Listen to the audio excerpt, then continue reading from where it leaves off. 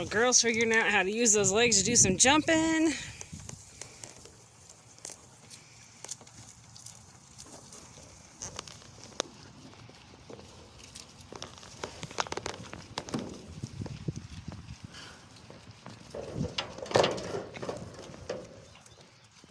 And this is like day 3 or 2 or 3 of her. She's figured out how to jump up on the stump and down.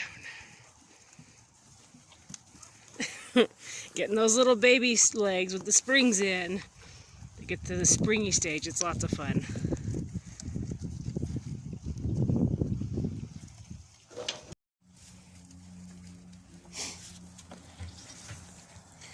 Cinderella is 7 days old today, and Hazel is officially in trouble because Cinderella has figured out how to hop into Mom's food bin here.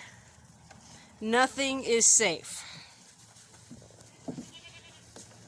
She's so cute. She's really reached the stage in the last 24 hours where she's investigating everything. We kind of, joke that they're like Tigger. They get springs in their legs. And she's getting all boingy and springy. She's pestering Barbara. Barbara's over here. You being a pest, huh? Just trying to nibble on her. What are you doing, huh?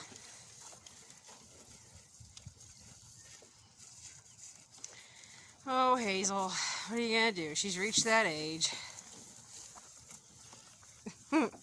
What's Mom got? Whew.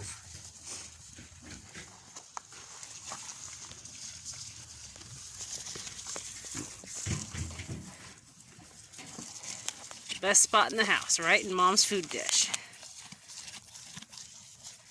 Hi, Hazel. You're such a good girl.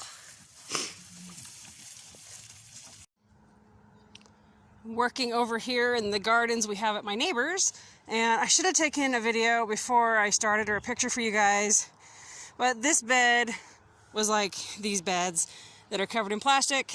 So anyway, I just took the plastic off. The soil is pretty good. There's some stuff growing in there, but to be honest, I am pretty pleased. I don't have to go through an entire garden bed that's, full of weeds. It just has some here and there. So this garden bed right here, I never really grow anything in it that's like for eating. I don't worry about that. I like it to be the pretty bed. I want my neighbors to have something pretty to look at before all the vegetables. So in this bed this year, there are some sunflowers actually coming up in there because I plant sunflowers every year. But when we stopped at D&B, I picked out, I was hoping for some other colors, but whatever. Picked up these zinnias and cosmos, and then this guy, the verbena. So we're gonna put those guys in there about 1 foot apart on each one, trying to come up with a pattern because there's 6 zinnias and then 4 of the other 2. I'm very pattern oriented. I like things to be in patterns. I like lines. I like just neat. So I'm trying to figure out how I'm gonna do it. Just need to put pencil to paper is what I would prefer to do, but I'll probably just get them out and lay them out as I want. So you're probably looking at this bed too. These are all sunflowers that have volunteered. So this bed I started, I guess it's been a couple weeks now. So there's nothing right here yet. This will be a marigold area. Sunflowers that volunteered. These are the onions. This is lettuce, beets, Swiss chard,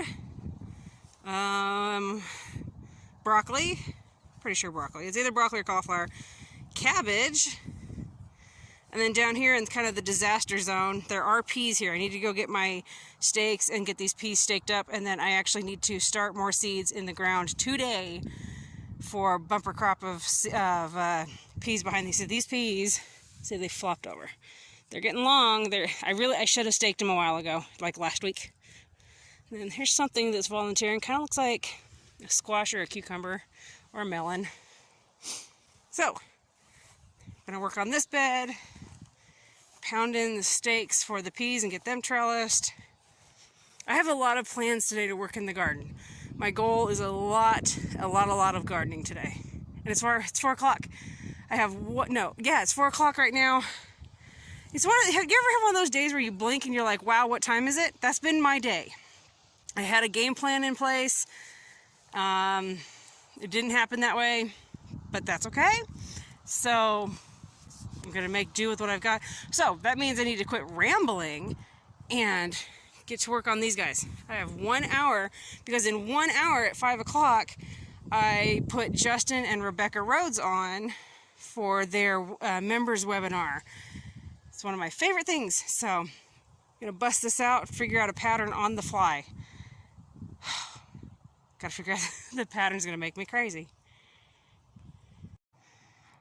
All right, all of the flowers are laid out. I haven't planted them yet, they're just laid out.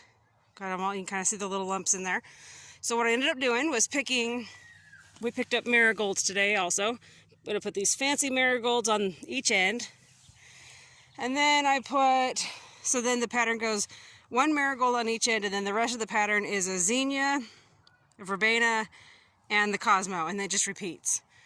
So that's what I'm doing. I actually ended up with a zinnia right there left over, and I think I'm gonna go plant him by the front door of our house. It might look kind of cool. So let me show you guys if nobody's ever planted a flower before. So your flowers come in a package like either this, a 6-pack, or a 4-pack, or something like that. So to get your flower out, you're going to gently squeeze the package. Just give it a squeeze like this. You're loosening up any roots that might have tried to hold on. And then on the bottom, there's a hole there for drainage. But it's a really great spot to put your finger in there and just kind of push up. And then you grab your flower gently right there close to the soil. Kind of pinch it like this and gently try to lift. Now, if it doesn't want to lift and see the roots, that's what's called root bound. It's bound up on itself. It's not going to die. I'll show you how to fix that. Now, if your flower doesn't come out easily like that, and you don't want to rip it apart because then you will kill it, you might need to get some scissors and cut this. Usually, you can wiggle them out. So now, let's walk over here to this marigold. I know where I want him. It's right here. You see this flower? How it's got the brown here on the stem? I'm going to plant it clear up to this. But before I stick this in the ground, see these roots? They're bound up on each other. Yeah, a lot of them will branch out, but they're more prone to hanging on to each other. So you just kind of come in here like this and loosen them up. See that? So that they're not hung up on each other. And this will encourage them to go into the soil around where you're planting it. It'll give you a much healthier plant because it's able to get its roots into that soil. See that? Look at the improvement we have there versus when it was balled up on itself. Okay, let's dig our hole. Now this is some nice soft compost. This is from our goats. It's got a mix of obviously, the goat manure and some hay, but it also has wood chips. Got my hole. Take that right on in. Just like that.